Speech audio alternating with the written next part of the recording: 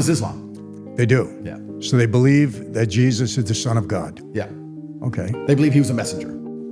They don't believe he's the Son of God? I have to be, I don't want to say anything incorrect, because if I say anything incorrect, the Muslim world jumps all over me. But they do believe he was a messenger. They believe he was a prophet, along with Muhammad and along with Moses. They believe in a lot of the same things.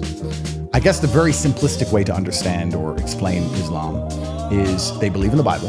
They believe in all of it. They just wrote one more book afterwards by one more messenger, Muhammad, peace be upon him. And in his book, he said, Christians are right. Everything's right.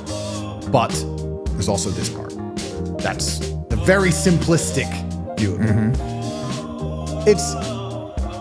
I don't think the problem is Islam versus Christian. I don't think the problem is God versus God. I think the main problem with the world today is godless versus believers. I think if you have somebody who believes in God, all the religions have a basic tenet of look after your family, do the right thing, God is watching, there is sin, there are some things more important than money. You know, like in Islam, we don't have usury, for example. There's no interest allowed. It says in the Quran, if you have a society based on interest and based on debt and based on banking, you're going to be controlled by evil. It says in the Quran, the 14th century.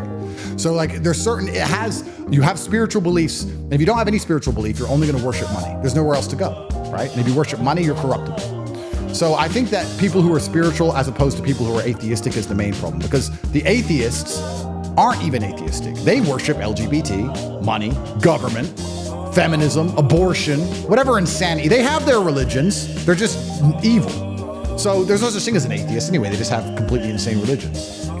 I believe that people who believe in God versus people who don't is the main problem. I think a lot of the confusion, though, about Islam is a lot of the problems in the Western world are from migrants, perhaps, or from people who are from Islamic countries. So people have a problem with Islam, which I can understand, but I would argue that the problem there is not Islam. The problem is third worlders versus first worlders.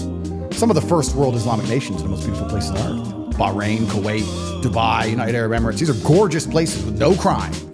And you're gonna see, with no tax, and the tallest buildings in the world, perfect roads, 0% tax rate. No tax. Yeah, no tax. Explain that, government. And they built these beautiful places and everyone's safe and society functions and everything's gorgeous.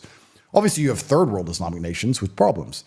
You can go to Africa and find third world Christian nations. Yeah, absolutely. And you will see how they treat women. People say, oh, Islam's bad to women. We'll see how they treat women in Africa and Christian nations. You're right. It's third world versus first world.